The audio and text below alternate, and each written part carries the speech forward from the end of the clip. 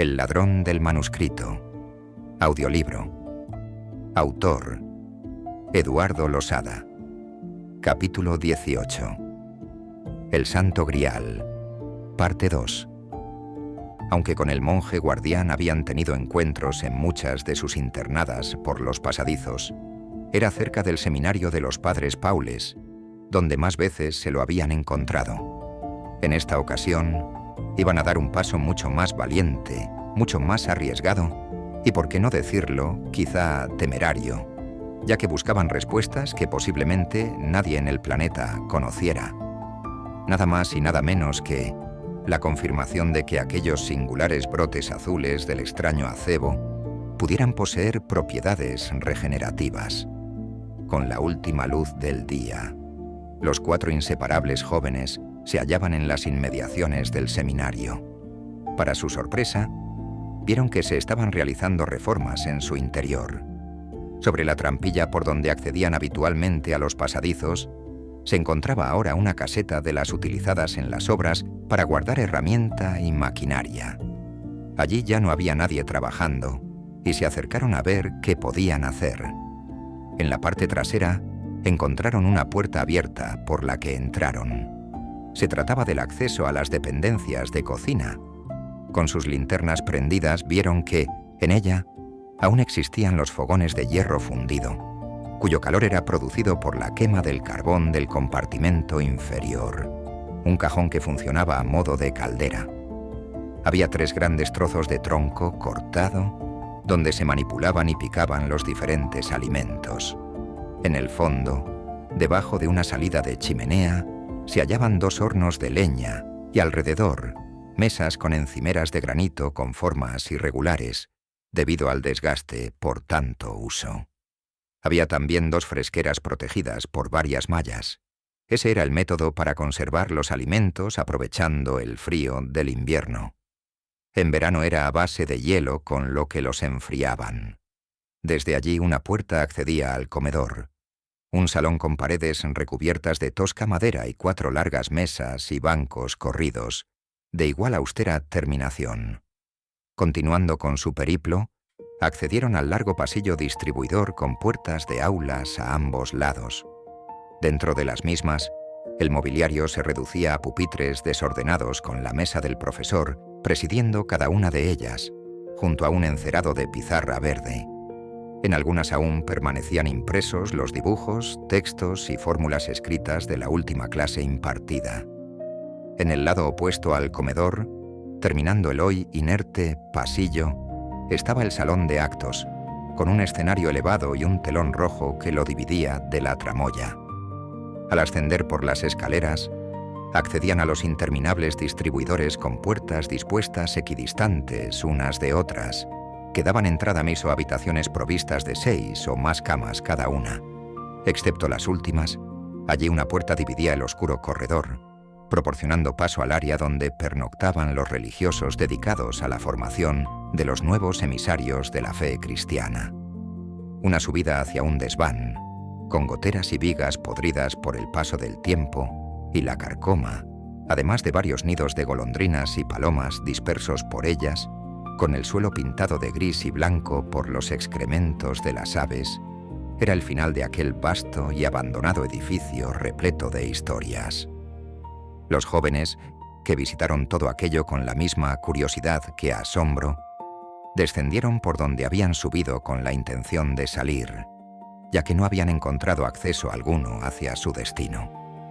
«¡Mirad!», exclamó Iker señalando con el haz de su linterna una puerta metálica de la que no se habían percatado, ya que se encontraba a un nivel inferior, descendiendo unos escalones desde el pasillo. La puerta contaba con una rejilla también metálica a la altura de los ojos. Se hallaba trabada por un grueso y oxidado candado de hierro y estaba visiblemente doblada, como si la hubieran golpeado desde el interior. Un alambre y la pericia de Iker desmontaron la solidez del candado, doblegando su misión. Un tramo de barandilla metálica con salteados peldaños oxidados descendían hacia un oscuro, frío y húmedo sótano. Los 4 jóvenes recorrieron el difícil tramo, accediendo a un lugar cuyo suelo se encontraba encharcado y las gruesas telas de araña entrelazadas unían los barrotes de lo que parecía. Fueron celdas de castigo, en el periodo que el edificio albergó un siempre triste campo de concentración. Los adolescentes deambulaban por él, imaginando las condiciones de sufrimiento y dolor de los reos allí encarcelados. Ander se detuvo en una de las celdas, la única en la que, en su interior, yacía un viejo y corroído armario cerrado, pero con la llave puesta, por lo que procedió a abrirlo. «Venid, chicos», gritó a sus compañeros. «Con estos artilugios torturaban a los presos», les dijo. En su interior hallaron grilletes, cadenas, alicates, jeringuillas, cuerdas, botellas y látigos de vasto cuero desgastado y cuarteado por su uso. «Cierra eso», exclamó Iker. «Solo las paredes saben el inmenso dolor que con todo ello han podido provocar esos sádicos», terminó diciendo con tono de profunda indignación. Ya casi no les quedaba un solo rincón por explorar, pero Aritz no se daba por vencido y ahora era en los muros de aquel sótano donde, de existir, se hallaría la entrada a los pasadizos. Se sabe que el seminario se construyó sobre las ruinas de una iglesia quemada que se encontraba allí y que aproximadamente databa del año 1600, es decir, contaba con una antigüedad de más de 4 siglos, por lo que aquel sótano excavado en la roca seguramente perteneciera al templo primitivo y probablemente contara con una entrada secreta a los pasadizos. Examinando minuciosamente la pared más húmeda, vio en ella algo que perfectamente podría ser una de las hendiduras utilizadas para soportar antorchas. De ahí dedujo que esa pared podía ser originaria del malogrado primer templo, y allí se encontraría el ansiado acceso. Retiró la tierra y el moho del orificio, descubriendo una anilla disimulada en su interior, la cual asiéndola con fuerza giró, y efectivamente, ese era el mecanismo buscado. Ante él se abrió una pequeña trampilla en la parte baja de la pared y con ella, lo que pretendían desde que entraron al seminario, encontrarse de nuevo en el pasadizo secreto. Ander se agachó iluminando con su linterna el interior, exclamando sobresaltado. «No, otra vez no», decía con tono contrariado, mientras hacía el gesto de negación con la cabeza. «¿Qué pasa, Ander? ¿Qué es lo que estás viendo?», preguntó Igor. «Hay un esqueleto humano ahí abajo», respondió sacando la cabeza del orificio. Los jóvenes, aunque con cierto desagrado y algo de asco, sabían que aquello no les podía parar y debían continuar con su importante cometido. Uno a uno fueron saltando al interior, esquivando los restos óseos desperdigados por el suelo. Se escuchaba el sonido de corrientes de agua y se respiraba mucha humedad. Con cuidado, transitaban por la galería vigilando con la mirada todas las direcciones hasta que llegaron a una intersección de varios túneles, hasta encontrar raíles en el suelo de una de ellas. Aquello era el indicio de la existencia de alguno de los túneles que podían conducir a los ejemplares que contenían. El secreto de la creación y el fin del mundo. Siguieron el rastro de las vías y, efectivamente, así podía ser. Ante sí, tenían una puerta cerrada y luz en su interior.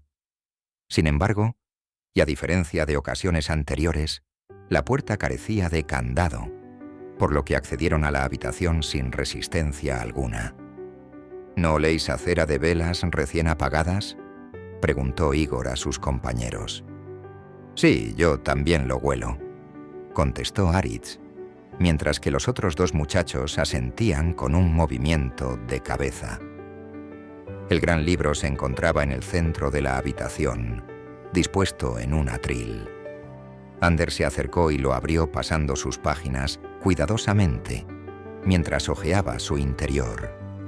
Aquello estaba siendo muy extraño hasta entonces. Había sido demasiado fácil todo desde que se hallaban en el interior del túnel, pero duraría poco, La puerta se cerró y alguien desde su exterior giraba la cerradura. Estaban encerrados, o al menos por donde accedieron, ya no podrían regresar. Ander dejó de pasar las hojas del libro y todos se agruparon alrededor del atril, vigilando sendos puntos cardinales, esperando el siguiente acontecimiento. Del único túnel por donde pudieran haber escapado de aquella cámara, escucharon el sonido de unos pasos, a la vez que una temblorosa luz ganaba intensidad en claro signo de aproximación. Una pequeña lechuza de color blanco salió del túnel, posándose en un saliente de la rocosa pared. Los pasos continuaban oyéndose cada vez más cerca. «No temáis, muchachos», se escuchó del interior de la galería, a la vez que una joven ataviada con un vestido claro y sobre él una gruesa túnica de terciopelo azul aparecía de entre las tinieblas. Ostentaba un largo y rizado cabello color caoba, ojos verdes y unos finos labios que destacaban sobre el pálido tono blanco de su faz. La joven era muy bella. Sin embargo, transmitía una energía muy triste. «¿Quiénes sois? ¿De dónde venís?», preguntó la mujer. Los 4 amigos se miraban unos a otros, esperando que alguno diera el primer paso y respondiera. Aritz tomó la iniciativa. «Hemos venido en busca del monje guardián o poder encontrar una respuesta sobre algo que cure enfermedades», respondió Aritz con voz temblorosa. «Mi nombre es Sua. Soy hija del conde de Iturrate y fui entregada por mi padre a los monjes cuando era tan solo un bebé, y en estos pasadizos me he criado y crecido desde siempre. El monje me enseñó todo lo que sé, y me contó que a todos los miembros de mi familia los ajusticiaron sus propios vasallos debido al comportamiento vil y tirano procesado por mi padre hacia ellos.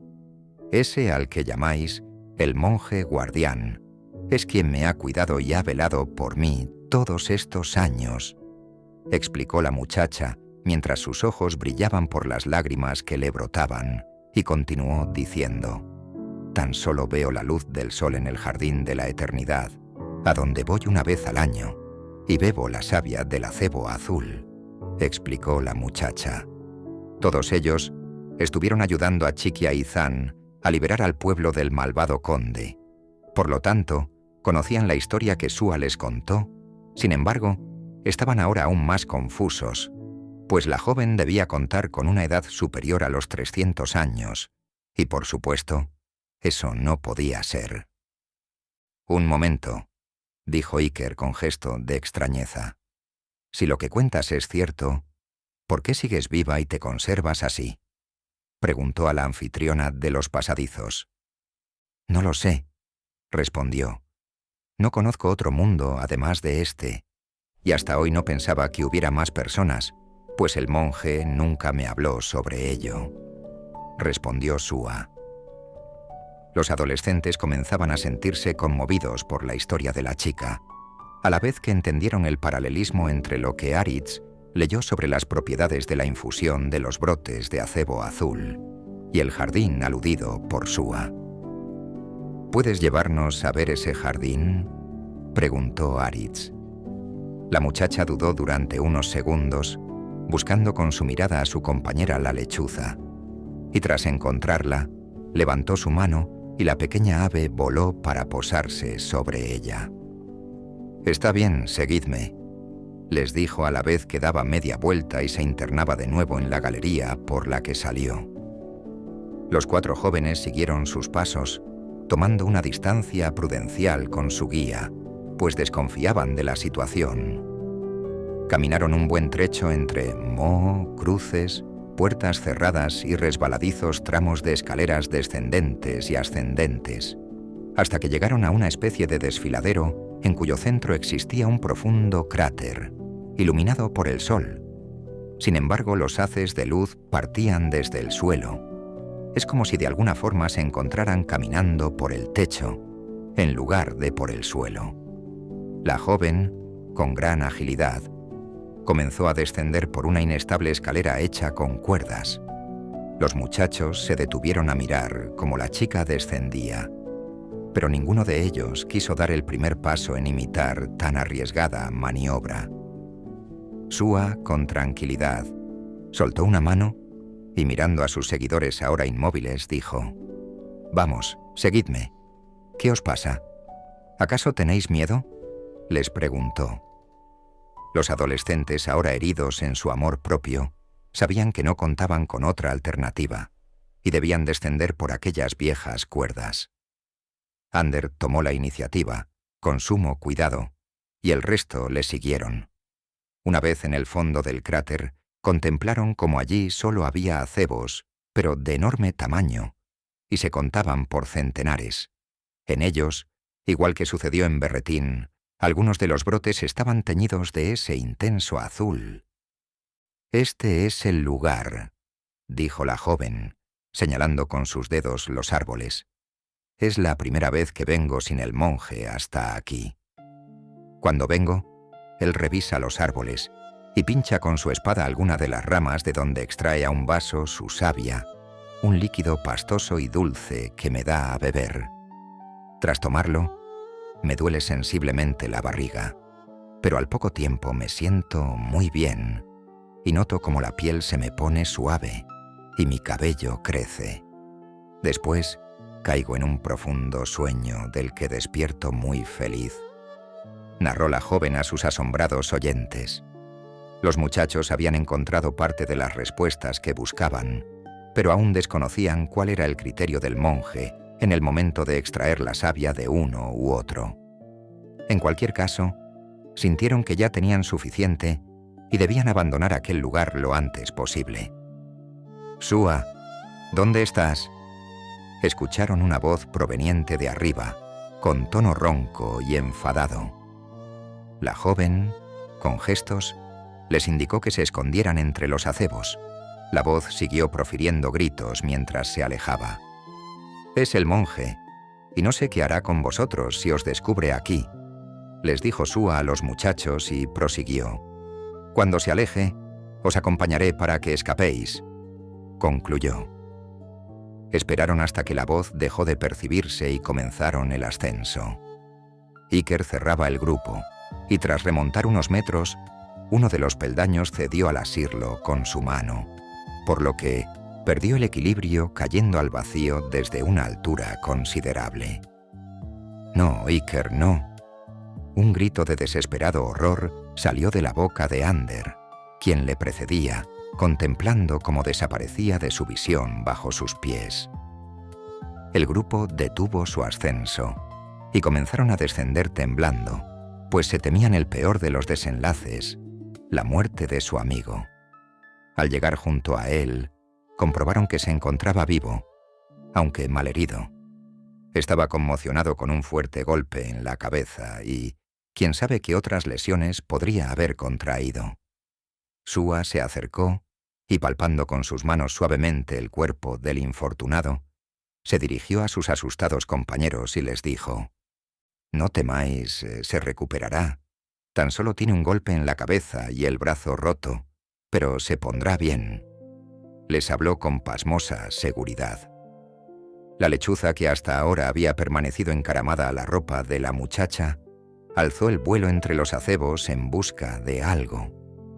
Tras unos interminables minutos, se posó en uno de los acebos cercano a donde yacía el malogrado Iker. Era uno de los más altos y frondosos. Sua se acercó a su tronco y con sumo cuidado retiró las ramas exteriores, dejando al descubierto un enjambre de pequeños brotes azules, hasta entonces ocultos. «Traed aquí a vuestro compañero», ordenó la joven. Los tres chicos, muy asustados, acercaron a su compañero junto a ella. «Sujetadle la cabeza y abridle la boca. Le daremos un poco de savia para que se reponga», les dijo la muchacha, a la vez que extraía de su túnica una pequeña daga con la que pinchó la rama, brotando de inmediato un líquido de color blanco y textura pastosa que introdujeron en la boca de Iker. Cuanto más reciente se toma, según emana del tronco, más fuerte es su efecto, por lo que se le curarán de inmediato todas las heridas, explicaba Sua a sus atónitos espectadores. A los pocos minutos de la ingesta, Iker abrió los ojos y se incorporó como si nada hubiera sucedido. Sus amigos le miraban asombrados. «¿Qué estáis mirando?», preguntó extrañado y prosiguió diciendo. «Vámonos de aquí o el monje nos hará picadillo», concluyó. Se miraron los unos a los otros, y Sua a ellos con un gesto de complicidad, iniciando de nuevo la maniobra de ascenso para abandonar aquel cráter. Sua precedía a la comitiva, vigilando a uno y a otro lado que el monje no se encontrara cerca, hasta llegar a la cámara desde donde partieron. Sua se detuvo allí y con un gesto de resignación dijo: «Desde aquí ya sabéis». La frase que Sua estaba diciendo quedó incompleta, pues de nuevo se escuchaba la voz del monje, el cual se aproximaba gritando el nombre de su tutelada.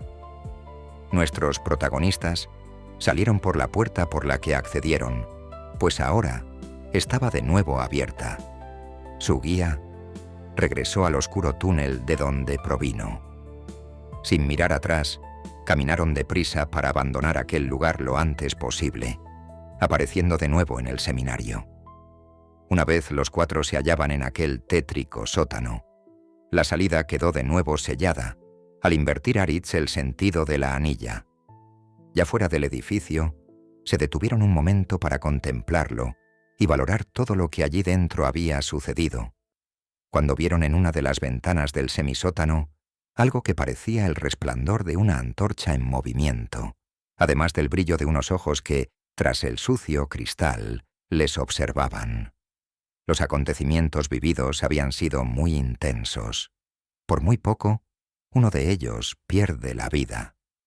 Como consecuencia, destilaban un profundo cansancio derivado de tanta emoción, pero en la mente de todos rondaba la idea, sin manifestarla ninguno, que seguramente esa joven inmortal que contaba con más de 3 siglos de vida y permanencia en las húmedas galerías del subsuelo, les hubiera seguido y escapado tras ellos.